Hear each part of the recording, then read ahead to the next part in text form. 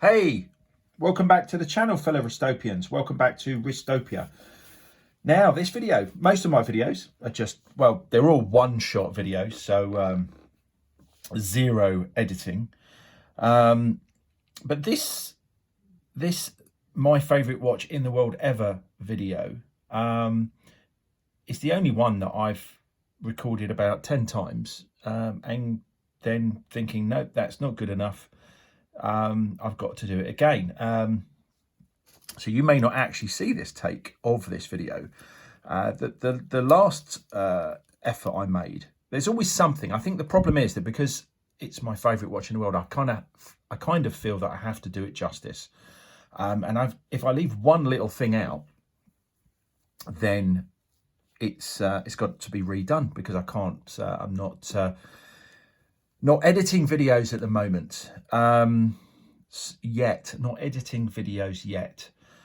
So what did I leave out last time? Well, right, so let me introduce it. It's the Omega Seamaster Professional Planet Ocean 600 meters.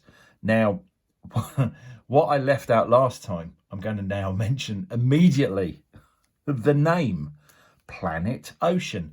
Dive watches have lots of different names. You've got the Sea Star that I've mentioned on the channel. You've got the Submariner, the Sea Dweller. Trying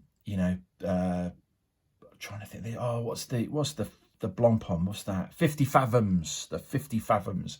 And I think that, I'm a dive watch fan. I prefer dive watches. And they're all really good names, aren't they? But I just felt Planet Ocean, it sounds a bit like Planet Hollywood, but yeah, no, I just think Planet Ocean, how does it get any better than that? We have a planet, it's I don't know, is it 2/3 ocean? We know less about the ocean than we do about outer space. I think I'm right in saying that. So it's just such a cool name, and I overlook that a lot. That it's just the coolest name, Planet Ocean. Boom! How much more kind of does what it says on the tin? Can it be than that? Anyway, so that's the thing I left out last time. So let's. I've got to now recap everything that I said in the last video. So, favorite watch in the world. I guess there's going to be some reasons why, you might have some reasons for a watch being your favorite because, it's some emotional reasons. It could be you bought it with money left to you in an inheritance, or it was handed down to you, or, some emotional connection. But let's just rule those out, because I tend to look at pieces based purely on their physical content. So that out of the way, then you've got price. But price is relevant because I've had this a while now. These are currently £6,100 if you wanted to buy one today. They are going up to £6,500 if you buy one from the 1st of February and beyond. I would definitely be asking for a discount on whichever price is current at the time that you try to purchase it. If you're thinking of buying this, I would definitely recommend trying to get one before the price increase and asking for a decent discount. When I bought this, I can't remember what the list, but I think it's gone up 3 times. It's gone up 3 times since I purchased it, which is over a year ago. They had 2 price increases last year. There's another one coming up in February, as I've said, and I think there was one the year before when I actually purchased this. So, but I paid just under, a little bit under £5,000 for it. Whereas now it's almost £2,000, or in February it's going to be almost £2,000 more. So when we're talking about value, for me, I think under £5,000, I think it represents an amazing amount of value for a high-end watch. What I got for the money. So value comes into it, but I think you have to compare like with like. So I suppose the competitor for this would be, the direct competition would be the Rolex Sea Dweller. I'll mention that a bit more in a minute. My top favourite, three favourite dive watches. This is number one, obviously, because it's my favourite watch, full stop. The Sea Dweller would also be on there. I don't own one, but I have had one on the wrist. Absolutely fantastic bezel action. It's almost power assisted. It's a power assisted bezel. That's how it felt. It felt so silky smooth. The bezel on this is not the greatest in my experience, but you know, I'm not really going to. I don't think the comparison really, that doesn't really come into it for me. I'm not even going to. I don't want to be here, you know, abusing, my favourite watch in the world ever. But yeah, you know, as long as you keep it clean, it's a fantastic bezel action. You know, absolutely not too much wrong with that. Yeah, I mean, compared to the Sea Dweller, the current Sea Dweller, chalk and cheese. What's the other watch? So the other watch would be, I think the Sea Dweller is currently, it's got to be like it's well over 10 grand now, I think, £10,000. Whereas this is, currently 6,000-ish. So, I mean, realistically, it's pretty much double the price, the Sea Dweller, isn't it? So they're not, I don't really pay, that's not going to have too much effect on my feelings on either watch. I would kind of compare them based on both being very expensive watches. And I don't really, the fact that this is nearly half the price, I know this sounds mad, but I try to take price out of the equation in terms of how great something is. I think if you add value, if you add cost in too heavily, it skews the love of watches. I think that's the best way I can phrase it. But a better example I can give of that is the other watch in my top three dive watches is the Helm Vanuatu, which I have also reviewed on this channel. So take a look at that. 300 odd pounds. I would say that it needs to be on the SS2. Actually, I'm wearing it. Here he comes. Hey. It needs to be on the SS2 bracelet, which is super, super chunky, and I think goes with the design of the watch much better than the SS1 that it comes with. It's a shame that you cannot specify the bracelet when purchasing. As I'm showing you this now, you know, I think the similarities of these two, the big similarity for me is that is the chunkiness of those bracelets. I think they are, whilst the the Rolex bracelet is kind of the best in the world ever. No, these are fantastic design differences for me. Just look at the chunkiness of those from the side, and I love the way that the Omega one, it has that kind of curvature to it. Anyway, I'm skipping ahead of likes and dislikes, aren't I? But they're my favourite three. But the point of mentioning the Helm Vanuatu is it's 300 odd pounds. So that's, I don't know, 1/15 of the planet Ocean. But my love for them is kind of, maybe it sounds weird, but my love for them is very, very similar. So if you can appreciate that, I feel like that about a £300 watch versus a £5,000 watch, which is now coming up to £6,500 currently. I hope you can appreciate that I'm going to dismiss the fact that the Sea Dweller is almost double the price of the Planet Ocean. So there's such a broad range of prices there. But these are my three favourite dive watches. And I suppose I don't think they're my three favourite watches. They're not my three favourite watches, but we don't really want to go into that. But two of them are my favourite, and one is just in the dive category. And the fact that I've mentioned it. So what do I like about this more than the other two? I think we're going to just stop talking about the Helm Vanuatu now, because there really aren't they're not in the same league. So it's apart from those bracelets. Look at those bracelets. Oh my gosh. Oh. I mentioned the Rolex Sea Dweller a little bit more. So why do I prefer this to the Rolex Sea Dweller? I think a big reason, I love blue and silver.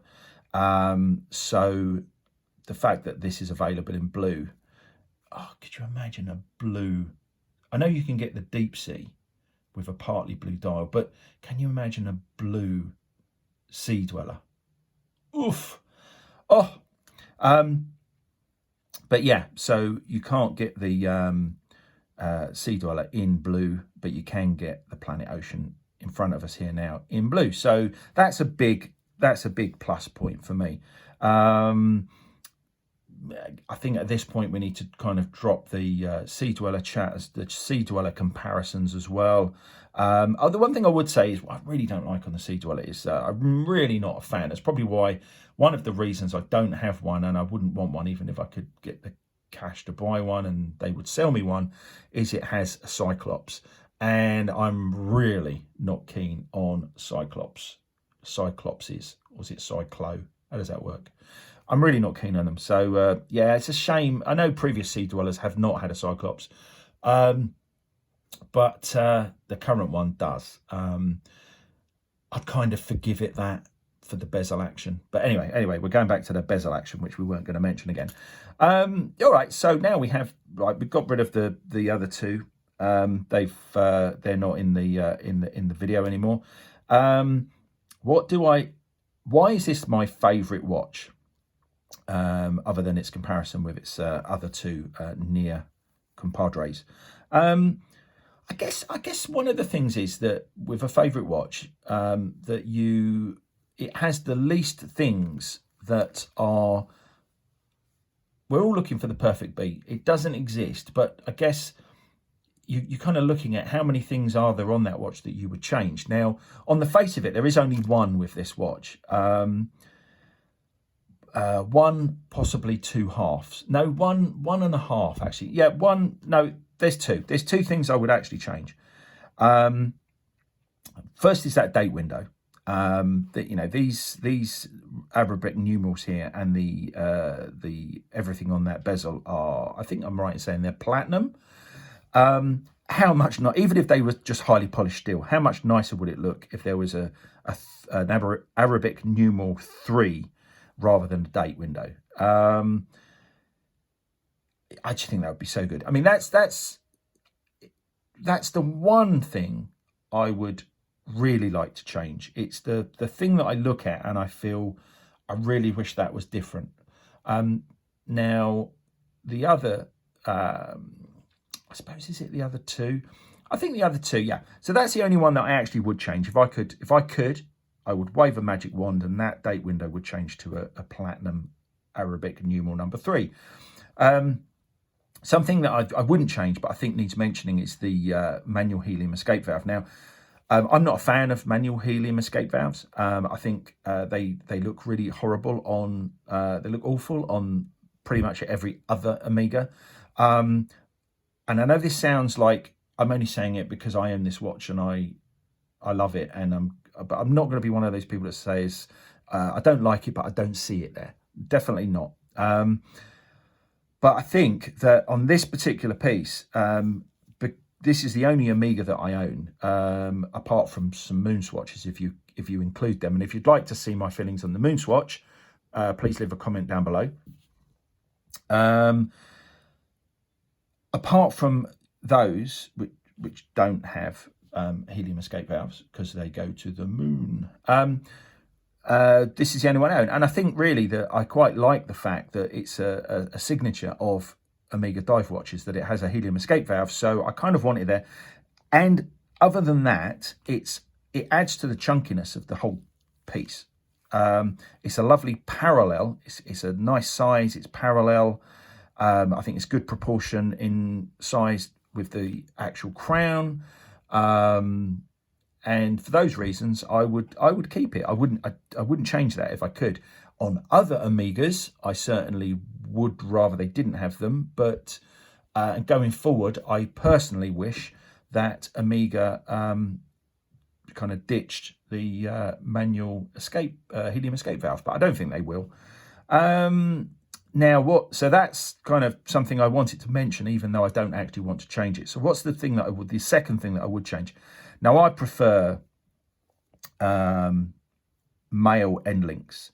I think they look a lot neater. I think that it kind of makes the end link look a bit faux without it being male. It adds a line there that doesn't need to be there. And I like simplicity. I like things to look clean and designed. And I think I've done a video on end links already, so you can check that out. But my feeling is that it's messy. It's the only point in it is for people who need it if they've got smaller wrists. But you're not really going to buy a 43.5mm watch if you want. It's got quite short lug lengths. I get that. I'm not a fan of long lug lengths, so as opposed to whips. I love that in design. I would prefer it to have male end links. And I'm going to come back to some of these points right at the end with the newest Planet Ocean release. So they're the two things I would change. As we're on the subject, I'm not massively keen on the scalloped caseback, but it's on the caseback, so I don't see it. And again, I think that's kind of an Omega, design characteristic. It's an Omega DNA, so I'm kind of happy that it's there. Again, I wouldn't change it. I don't particularly like the scalloped design, but it's on the caseback, and it's an Omega. DNA. It's an Omega feature, and you got to love brands having their own design features. It's not on the bezel, so that's all good with me. The Seamaster Professional 300 has a scallop bezel, which I couldn't look at that. That would be a no for me. The whole Seamaster 300, to be honest, from a design point of view, is a no for me. I actually think that this watch is. I said I wouldn't mention Rolex again, but I think that it is more of a Rolex. I guess one of the reasons I really love it is it's a bit more Rolex design than Omega currently. If you look at the other Omega pieces, the Seamaster 300 is completely different looking to this, whereas the Submariner and the Sea Dweller look pretty much identical in picture format, but this doesn't look like the sibling to the Seamaster 300. And I guess, if I'm really honest, that's one of the things I like about it. It looks more Rolex than Omega. So that's scalloped, making me hungry now. Caseback is not for me, but I wouldn't change that either. So the only two things I'd change: date window and male end links. As we're looking at the back, you've got an exhibition caseback. Now, I'm not massively keen on them, but if you're going to have an open caseback, I mean, what better movement, really? If you're not going to high horology, if you're sticking within high street brands, then what better movement to have an open caseback to? It's beautiful. I don't look at it very much, but that's a lovely back to a watch. And I think the scallops, although I moaned and whinged about them a bit, I bitched about them a bit, but I think it adds to it. It's all good. I love the way the text is on the edge of that, on the end of that edge of that exhibition caseback. So that's kind of mentioned all my negatives and near negatives. So what's good about this watch? Well, apart from the name that I already mentioned, so I didn't forget it, I think the size. For me, this just works. These dimensions, and I've tried a lot of watches on. These dimensions just work for me. I like big chunky dive watches, but this is mama porridge. This is not too big, not too small. It's just right for me. And that's obviously a personal thing. Some people will feel this watch is too. Some people think the Seamaster 300 Professional is too big to wear. So, this is even bigger. But for me, that's a massive plus point. The colour I've mentioned, I haven't mentioned the addition of the orange I think that I love blue and silver. I think orange. I'm so glad this has some orange text and not red text. Orange is not a great colour for me generally, but I think in relation to blue and on this watch, it's much better than red. I think it's very what's the word? Not aquatic. It's very, sea orientated. It's very marine like. Having orange, and I think that those three colours with the white, so all four colours, I think just go fantastically together. This dial is near perfect. I've mentioned the date window on its own, but the actual dial, I'm happy with the text. I'm happy with the amount of text. It's a fair amount of text. I'm not a text Nazi, which is a term I've just coined. There was a grammar Nazi going around. I saw it on BBC Breakfast ages ago, and he changes the, if people have a sign on their shop or whatever, and it's not grammatically correct, he goes around and changes it perfectly. I love the grammar Nazi that he. He got called. He doesn't call himself a grammar Nazi. I think people call him grammar Nazi, but I think that it's nice to have standards. But I'm not, some people are really outspoken about the amount of text on a dial. I think the Tudor Pelagos with 5 lines under the pinion is too much. It's one of those things, when it was mentioned, I will never be able to unsee that. But, I certainly think you have to have some text under the pinion, because otherwise it looks like a face with no mouth, in my opinion. Under the pinion. There's 7 lines on here. I think it's not just the amount of lines, I think it's how it integrates with the watch. And I don't really have set principles on it. Like I say, it's just how it integrates with the watch. I think that dial, it's not just to do with the amount of lines, it's font, color, design, and I think that I'm more than happy. That's fine with me. I to be honest, I think as much as I would change other things on watches, I don't think I can change font. I don't have the design skills and the conviction to change font. I would suggest everything else can be changed, and my opinions on everything else, but I cannot give my opinion on font and then look at it and say that's better. I would not know. I'd rather leave that to the watch manufacturer, how much font they want on it, and I then just give my opinion on whether it's okay or not. Whereas everything else, I'm more than happy, change the date window to a number 3, and I know that would look better. So, but yeah, I wanted to mention the amount of text on the dial because I think this dial, apart from the date window, is perfect. I love the broad arrow hands. I love the orange tip on the second hand. I think the hands are fantastic. I love Arabic numerals on watches. I don't think I think it's just the right amount of information. It's not overly fussy. But yet it's very bold. I do particularly love these the minute markers in between the 5-minute markers. I think they're very simple, very well done. I think they go very well with a bezel.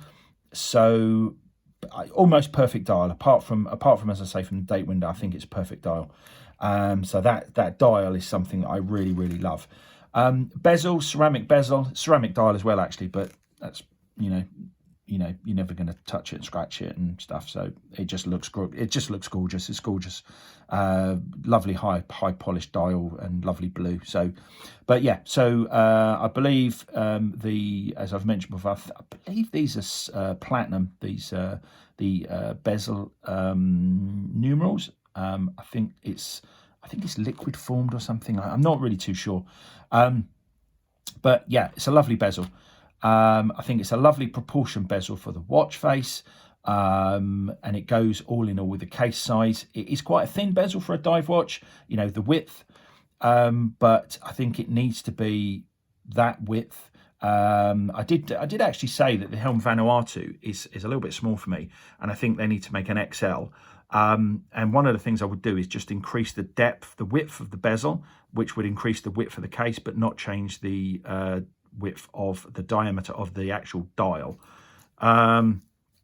And that would enable them to increase the width of the lugs. But yeah, that's in a previous video, so I won't go over that again. But yeah, I think it's near perfect.